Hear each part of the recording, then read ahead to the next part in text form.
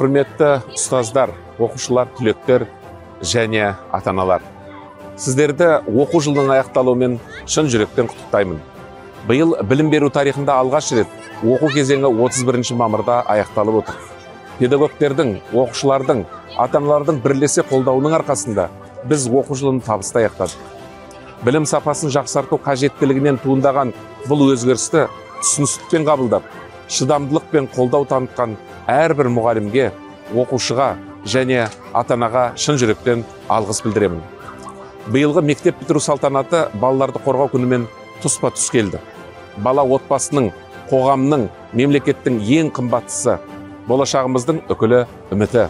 Бұл мерекелі күн балаларымыздың балалық шағын, құқықтары менен мүдделерін қорғаудың, олардың жан-жақты даму үшін тең мүмкіндіктер қамтамасыз етудің маңыздылығын атап өткім келеді.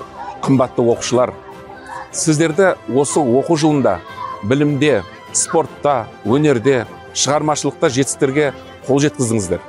Бұл жетістік шәкірт пен ұстаздың бірлескен еңбегінің жемісі.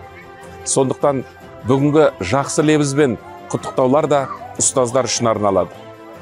Әрбір баланың жеке тұлға ретінде болашағының негізі өз мектебінде қаланатыны белгілі. Ағартушылық миссиясын адал атқарып келе жатқан әрбір педагогтер әрқашан әлемдегі ең құрметті маман иелері болып қала береді. Құрметті түлектер, бүгін 11 сыныпты бітіруші 172 мың түлек үшін өмірлерінің ең маңызды, жарқын кезеңі басталды. Бұл күн бір жағынан қуанышты болғанмен, екінші жағынан мектеп бітіру емтихандар алдындағы қобалжулы сәттер. Мен сіздердің әрқайсыларыңыз ұлттық бірыңғай тестілеуден сәтті өтіп, жақсы нәтиже көрсетті деп сенемін. Колледждер мен кәсіптік техникум түлектері үшін де жаңа мүмкіндіктерге жол ашылуда. Сіздер сапалы білім алып қана қоймай, өз білімдеріңіз бен біліктеріңізді тәжірибеде қолдануды үйрендіңіздер. Бүгінде Қазақстанда орта кәсіби білім беру жүйесі жаңа қарқынмен дамуда.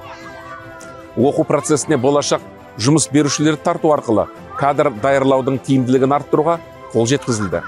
Қадірлі түлектерімізге ақ жол тілеймін.